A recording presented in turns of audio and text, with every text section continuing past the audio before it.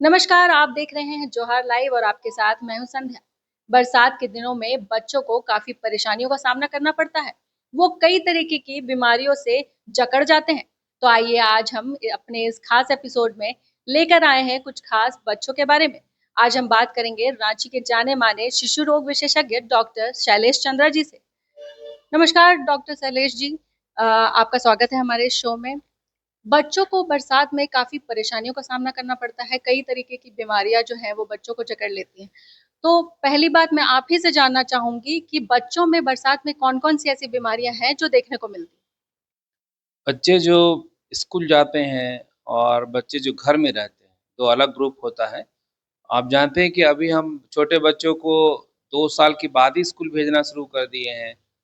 तो जब बच्चे स्कूल जाते हैं, तो दूसरे बच्चों के संपर्क में आते हैं। तो ऐसी बीमारियाँ जो एक-दूसरे के संपर्क से बढ़ती है, वो इस समय ज़्यादा पाई जाती है।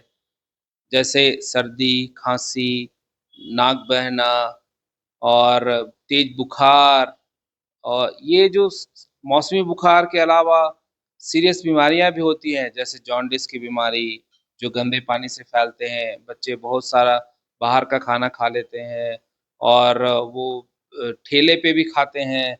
वो अनहेल्दी और अनहाइजीनिक कंडीशन में खा लेते हैं, उससे उनको जॉन्डिस होता है, पेट खराब होता है। और दूसरी तीसरी बीमारियाँ जो होती हैं, निमोनिया होता है और ब्रेन इन्फेक्शन होता है, जो सामान्य इन्फेक्शन नहीं होता है, उसको मेनिंजाइटिस या मेनिंगोएन्सेफलाइटिस कहते हैं या ब्रेन फीवर भी कहते हैं। तो चूँकि बरसात के मौसम में पानी का जमाव होता है, मच्छरें बढ़ जाती हैं, तो मच्छरों से होने वाली बीमारियाँ भी बच्चों में पाई जाती है, जैसे डेंगू बुखार होता है, चिकनगुनिया बुखार होता है, तो ये मलेरिया बुखार होता है। तो बरसात का मौसम में अगर पानी सब जगह गड्ढों में भर जाता है और जहाँ पे हम मच्छरों को पनपने देते हैं और साफ-सफाई का ध्यान नहीं रखते हैं, तो बीमारियाँ बढ़ जाती हैं। तो बच्चों के साथ-साथ बड़ों को भी बीमारियाँ होती हैं। तो अगर बच्चों को बचाना है, तो बड़ों को भी बचना होगा कि उनको बीमारियाँ नहीं हो। जैसे एग्ज़ाम्पल है मलेरिया का। मलेरिया बच्चों में तभी होगा जब बड़ों को होगा। तो बड़ों को भी मच्छर से कटाव से बचाव करना होगा। तो इसके लिए हम लोग को खुद भी अपना देखभाल करना होगा। साथ में हमारे जो एनवायरनमेंट है, जिसमें हम लोग रहते हैं, उसकी भी साफ-सफाई रखनी होगी।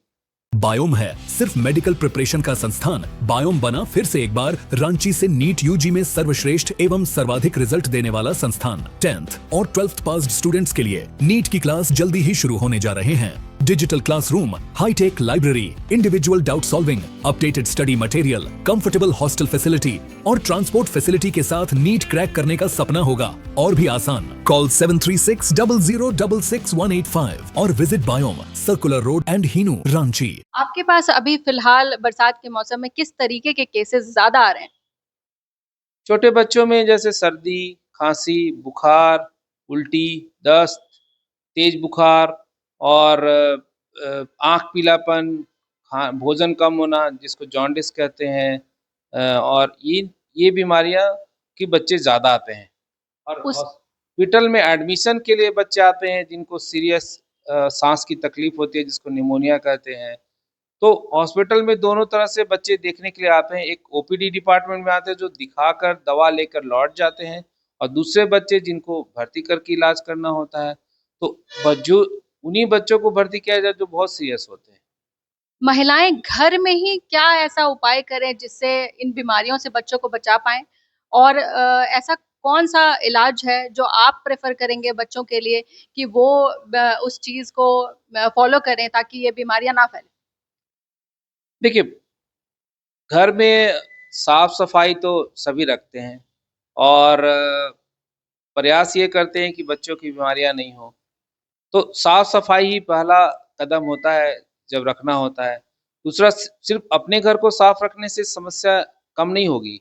हमारे आस-पास के पड़ोस के मोहल्लों को और नालियों को ख़ास के ढकना होगा, पानी का जमाव रोकना होगा जिससे मच्छर ना फैलें। और दूसरा हम लोग जो बड़े हैं उनको भी अपना स्वास्थ्य का ख़्याल रखना होगा। अगर हम लोग को सर्दी-खाँसी होगा, तो हम लोग से छोटे बच्चों को भी होगा। छोटे बच्चों को होगा तो वो जब स्कूल जाएँगे तो उनसे दूसरे बच्चों को होगा। तो इस तरह से बचाव के रूप में पहले खुद का ध्यान रखना है, फिर और जैसे छोटी-छोटी चीज़ों का ध्यान रखना, अगर तबीयत खराब है तो हैंड हाइजीन रखें, सैनिटाइज़र से हैंड वॉश करें, छींकते समय चेहरा को ढकें, बच्चों के सामने ना छींकें और बच्चों को भी सिखाएँ कि अगर आपको सर्दी है, खाँसी है तो इस तरह से ना छींकें कि दूसरे पे उस छींक का असर आए। और छोटे बच्चों में एक बात और ख़्याल रखना होता है, जैसे कोई बच्चा का तबीयत ख़राब है, तो बच्चों में पढ़ाई का इतना दबाव होता है कि नहीं क्लास करना है, तो छोटे बच्चे जो क्लास 1, 2 या उससे नीचे हैं, उनको जब बीमार हो तो स्कूल नहीं भेजना चाहिए। माँ को ये ध्यान रखना चाहिए कि भई इसको स्कूल नहीं भेजा जाए, जिससे कि ये दूसरे बच्चों का तबीयत खराब नहीं हो। तो इस तरह का ख़्याल घर में महिलाओं को रखना होगा। जहाँ तक बात है देखिए हर बीमारी का एक बचाव होता है, दूसरा इलाज होता है। तो बचाव में बच्चों को पौष्टिक आहार देना है जिससे उनसे रोग प्रतिरोधक क्षमता बढ़े। पौष्टिक आहार में सामान्य हरी सब्जियाँ होती हैं, फल होते हैं, ड्राई फ्रूट्स होते हैं, जिनसे विटामिन रिच फूड मिलता है उनको। विटामिन्स ही हमें बीमारियाँ से लड़ने में हेल्प करते हैं। और दूसरा है कि पोषण समुचित रहता है तो छोटी-मोटी बीमारियाँ बस छू कर निकल जाती है, उनको सीरियस नहीं होने देती। आजकल के बच्चे पौष्टिक आहार से दूर होते जा रहे हैं, उनमें जंक फूड का प्रचलन होता जा रहा है।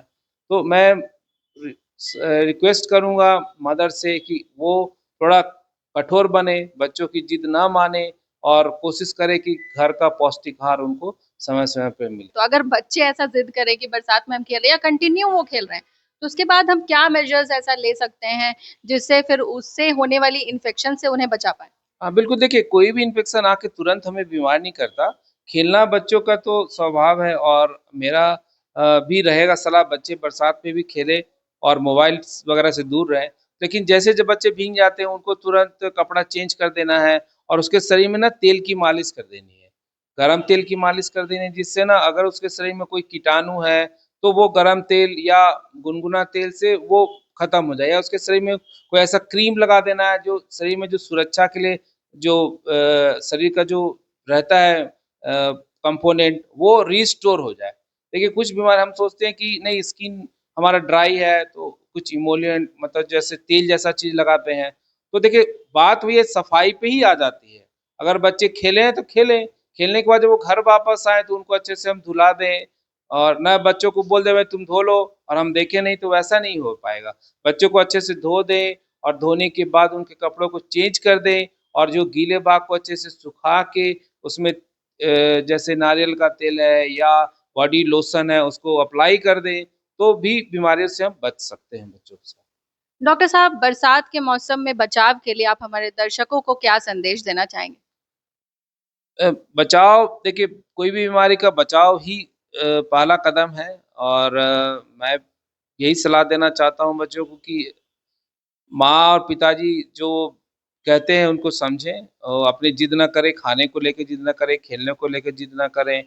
मतलब है कि साफ-सफाई पे विशेष ध्यान दें और खाने में पौष्टिक आहार लें, जिससे उनका रोग प्रतिरोधक क्षमता मजबूत हो और समय से होने वाली मतलब मौसम की होने वाली बीमारियों से वो लड़ पाएँ। देखिए होने को नहीं रोक सकते आप, वो होगा, लेकिन वो आप अगर आपका इम्यूनिटी अच्छा है, तो वो जो बीमारी 5 दिन में आपको रहता है, वो 2 दिन, 3 दिन में ही रिकवर कर जाता है।